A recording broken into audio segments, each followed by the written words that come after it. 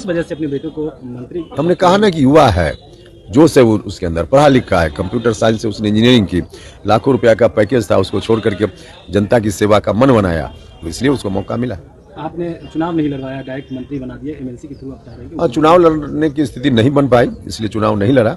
लेकिन बहुत सारे लोग हैं जो मंत्री बनने के बाद सदन में गए हैं, कि कोई पहला उदाहरण तो है नहीं। अब सवाल ये भी उठ रहे हैं कि उपेंद्र जी जो कल तक परिवारवाद पे बोलते थे, अब खुद ही परिवारवाद। भैया, परिवारवाद का मतलब यह है कि किसी भी व्यक्ति में क्या काबिलियत है, पात्रता कितनी है, योग्यता कितनी है, इसका आकलन करते हुए किसी की जात नहीं पूछनी चाहिए, इसका आकलन करते हुए किसी का परिवार नहीं पूछना चाहिए।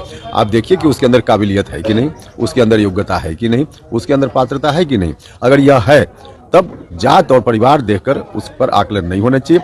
अब ऐसे ही कोई अनेक उदाहरण है अभी बिहार में, अभी भी कि लोग आ गए राजनीति में परिवार के कारण, और फिर न तो उनको ठीक से समाज की जानकारी है और न काम करने में कोई रुचि है। तो यह अंतर देखना चाहिए। एक वजह यह भी लग रहा है कि आप चाह रहे हैं कि आगे भी पार्टी चले, इस वजह से भी अपने बेटे को। एक कारण यह भी है, निश्चित रूप से यह कारण है, क्योंकि पार्टी में पहले भी, और सिर्फ हमारी पार्टी क्या दूसरी पार्टियों में भी ऐसा होता रहा है कि लोग जीत कर आए, बन गए और फिर चल दिए किसी दूसरी जगह।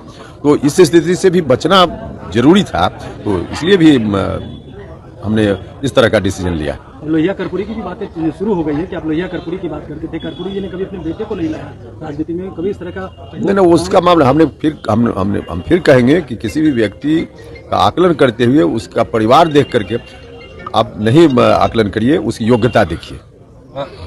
दीपक आ गए निशांत को लेकर क्या आप लोग विचार कीजिएगा? उसमें हमको विचार करना है। मतलब मुख्यमंत्री जी के साथ अब तो बात तो हमने बहुत पहले भी की है, लगातार कही है, तो उसमें मेरी उतनी ही भूमिका हो सकती थी जो हमने भूमिका की है।